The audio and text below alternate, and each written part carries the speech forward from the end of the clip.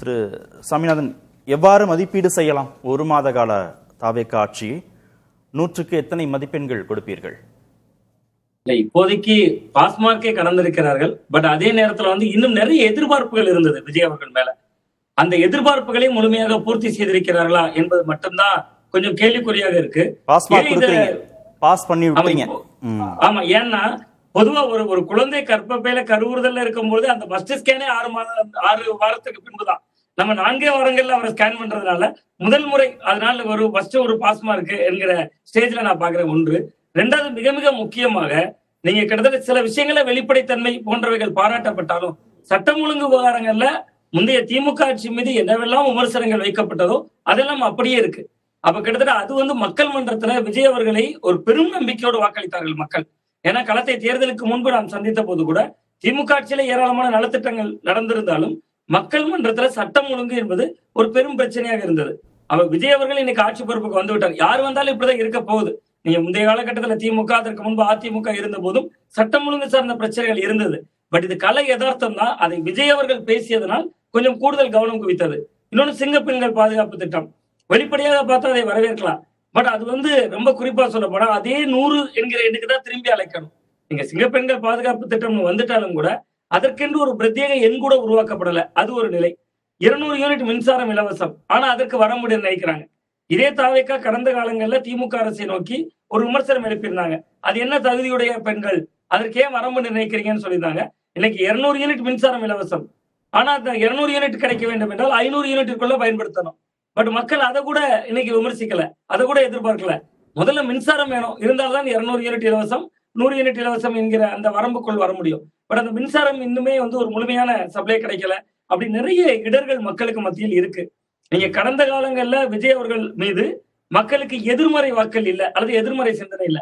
But இதெல்லாம் அவர்களுடைய அனுபவம் என்பதும் ஒரு படிநிலையா பாக்குறேன் சார். கிட்டத்தட்ட ஒரு 35 பேர் முதல்வரோடு சேர்ந்திருக்கிற அமைச்சர்கள்ல செங்கோட்டையன் அவர்கள் மட்டும்தான் முன்னாள் அமைச்சர்.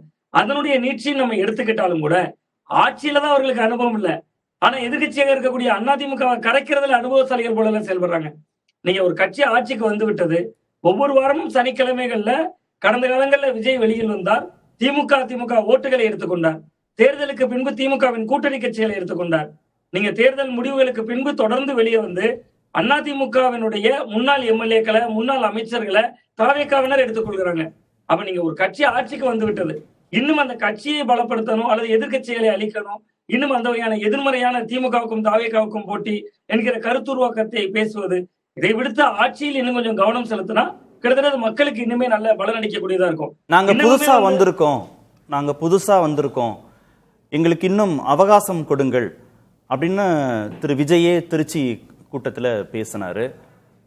தாவேகாவுடைய கூட்டணி கட்சிகள், எதிர்கட்சிகள் தரப்புல விமர்சனங்கள் வைக்கப்படும் போது ஒரு புதிய அரசுக்கு நம்ம அவகாசம் கொடுக்கணும், லேர்னிங் ப்ராசஸ்னு ஒன்று இருக்கு, லேர்னிங் பீரியட், கற்றுக்கொள்ளும் அவகாசம், கற்றுக்கொள்வதற்கான சில நாட்கள் அப்படின்னு திரு திருமாவளவன் பேசுறார். இதெல்லாம் அவங்களுக்கான பிரிவிலேஜ், அட்வான்டேஜ்னு பார்க்கணுமா, இல்ல யதார்த்தத்தோடு பொருந்தி போதா? இந்த 6 மாத கால அவகாசம் கொடுங்க, கொஞ்சம் அவகாசம் கொடுங்க கேட்கிறாங்கல்ல. இல்ல சார், அந்த 6 மாத கால அவகாசம் என்பது அவர்கள் கேட்கறதுல நியாயம் இருக்கலாம். பட் அதுல நம்ம அவர்கள் அந்த 1 மாதத்தில், அந்த 6 மாதத்தில் கற்றுக்கொள்வார்கள் என்பதற்கான ஒரு பாதையை காட்டியிருக்காங்களாங்கிறது ரொம்ப முக்கியம். நீங்க இன்னைக்கு மின்வாரியத்துல இவ்வளவு பிரச்சனைகள் இருக்கு சொல்றாங்க. பீஸ் கேரியர் பகல்ல திருடிடுறாங்க அப்படிங்கிறாங்க. ஆனா இரவுல தான் பவர் கட் ஆகுது. அதெல்லாம் ஒரு விஞ்ஞான முறையில செல்லூர்ராஜ் அவர்களுக்கே சவால் விடுவதற்கான அளவுக்கு ஈக்குவலான ஒரு பதில் நான் பாக்குறேன். ஏன்னா காலையில பீஸ் கேரியரை பிடிங்கிறாங்கிறாங்க, இரவுல கரண்ட் கட் ஆகுது. இன்னொன்று, அதிகாரிகள் சிலர் அதுல உடந்தையாக இருக்காங்கிறாங்க. அப்படின்னா எத்தனை அதிகாரிகளை சஸ்பெண்ட் பண்ணியிருக்கோம், அல்லது அதே போன்று இதுக்கு திமுக தான் காரணம்னா எத்தனை பேரை கைது செய்திருக்கோம். அப்ப எல்லாவற்றிலும் தப்பித்துக் கொள்ளுதல் என்கிற போக்கு இருக்கு. அப்ப நீங்க கூட்டணி கட்சிகளும் இன்னைக்கு அவர்கள் தப்பிப்பதற்கான பாதையை தான் காட்டுறாங்களே ஒழிய பொறுப்புக்குள்ளாக்குவதில் இருந்து விலக்களிக்கிறாங்க. அப்ப அது ஒரு வகையில அவர்களுக்கான ஒரு வாய்ப்பாகவே மாறிவிடுகிறது. நீங்க 717 மதுக்கடைகள் போட்டப்பட்டிருக்கு. ஒவ்வொரு மாவட்டத்திலும் இன்னும் இடதுசாரிகள் போஸ்ட் பண்ணிருக்காங்களே, எங்க ஊர்ல இந்த கடை இருக்கு, இதை மாத்துங்க. அப்ப நீங்க தொட்ட ஏதாவது ஒரு விஷயத்துல 100% வெற்றி. நம்ம எல்லா திட்டங்களையும் கேட்கல, பல திட்டங்கள் அறிவிக்கப்பட்டிருக்கு. சிங்கப்பெண்கள் பாதுகாப்பு திட்டம், இன்னைக்கு கூட ஒரு 3 வயது சிறுமி பாலியல் வன்மத்திற்கு உள்ளாக்கப்பட்டு ஒரு வட இந்திய வாலிபர் கைதும் செய்யப்பட்டிருக்கிறார். அப்ப ஏதாவது ஒரு நடவடிக்கை எடுக்கிறப்ப அந்த நடவடிக்கையில அந்த 1 மாதத்துல இதுல வெற்றி பெற்றுட்டாங்க அப்படிங்கிற ஒரு செல் திசையை காட்டணும். இப்ப சிங்கப்பெண்கள் பாதுகாப்பு படையினா தனி எண் கூட இல்ல, பிரத்யேக நம்பர் கொடுக்கணும். அந்த படையை தொடர்பு கொள்றதுக்கு இந்த நம்பர்னு சொல்லணும். அப்படி இல்ல வழக்கம் போல 100க்கு தான் அழைக்கிறாங்க. அப்ப 100க்கு அழைக்கணுங்கிறது எல்லாருக்கும் தெரிந்த ஒரு நம்பர் தானே. இது போக மாவட்டங்கள்ல சொல்றாங்க 1098க்கு அழைங்கிறாங்க. அது குழந்தைகள் ஹெல்ப்லைன் நம்பர். அது சாதாரணமா ஸ்கூல் வாசல்லே எழுதி போட்டிருக்கக்கூடிய தொடர்பு எண். அப்ப இது மாதிரியான விஷயங்களை நீங்க மின்சாரம்னு எடுத்துக்கலாம். விவசாயிகள் போராட்டம் இன்னைக்கு வரையும் அந்த விவசாயிகளுக்கு கொடுத்திருக்கக்கூடிய 50,000 ரூபாய்க்கு கீழே இருக்கிறவங்களுக்கு தான் தள்ளுபடி அப்படிங்கக்கூடிய இடம் விவசாயிகள் இன்னைக்கும் போராடிட்டு இருக்காங்க. பட் நல்ல விஷயங்களும் கொஞ்சம் நடந்திருக்கு. அம்மா உணவகங்களுக்கு போதிய அளவுக்கான நிதி விடுவிக்கப்பட்டிருக்கு. அதுக்கு காரணம் கூட 2 வகையா பாக்குறேன். ஒன்று ஏழைகள் பசியாறணும், இன்னொன்று தாவேகாவினுடைய கட்டமைப்பை உறுதி செய்ய அதிமுகவினர் வரணும். அப்ப ஏதோ ஒரு வகையில அதற்குள்ளும் எல்லாவற்றுக்குள்ளும் ஒரு அரசியல் கணக்கு. நீங்க தேர்தலுக்கு முன்பு வியூகங்கள் வகுக்கலாம், தேர்தலுக்கு பின்பும் வியூகம் வகுக்கிறதுலயும் நீங்க ஒரே ஒரு நிமிடம் மட்டும் சார். திருச்சி கிழக்குக்கு போகிறார் சார், அங்க போய் வாக்கு கேட்கிறாரு. திருச்சிக்கும் கரூருக்கு எவ்வளவு தூரம்? 41 பேர் துடிக்க உயிரிழந்தாங்களே. அன்னைக்கு அதிமுக ஆட்சி தான் காரணம், அவர்கள் தான் அதுக்கு பொறுப்பு என்று சொன்னாங்கல்ல. நான் முதல்வரான பின்பு ஒவ்வொரு கிராமத்துக்கு வருவேன்னு சொன்னாரு விஜய் அவர்கள். அப்ப நீங்க அந்த 41 பேர் குடும்பத்துக்கு திருச்சி கிழக்கு இடைத்தேர்தல் போகிறப்ப அங்கிருந்து 100 கிலோமீட்டர் தூரத்துல இருக்கக்கூடிய ஒரு ஊருக்காவது போயிருக்கணுமே. அப்ப நீங்க கிட்டத்தட்ட ஒவ்வொரு தேர்தல் முடிந்த பின்பும் கூட தேர்தல் வியூகங்களாகவே வகுக்கப்படுகிறது. பட் வரவேற்கிறது அம்மா உணவகம்.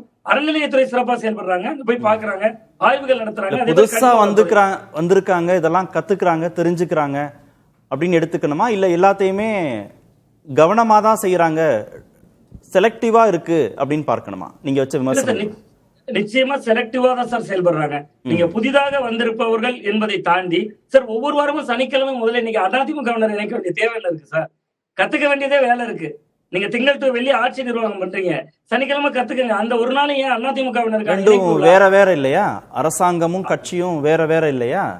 வார இறுதி நாள் தான் சனிக்கிழமை, அப்பயாவது கட்சி வேலை பார்க்க வேணாமா? இல்ல சார், நீங்க ஆட்சி நிர்வாகம் செய்கிற பொழுதே கட்சி வளர்ந்துருமே. 1 மாதம் தான் ஆகிறது ஒரு கட்சி ஆட்சிக்கு 1 மாதம் தான் ஆகிறது. அப்ப ஆட்சி நிர்வாகத்தில் செலுத்துகிற கவனத்தை விட கூடுதலா அதிமுகவினரை சேர்த்துக் கொள்வதில் கவனம் செலுத்தப்படுறதா பாக்குறேன். ஓகே.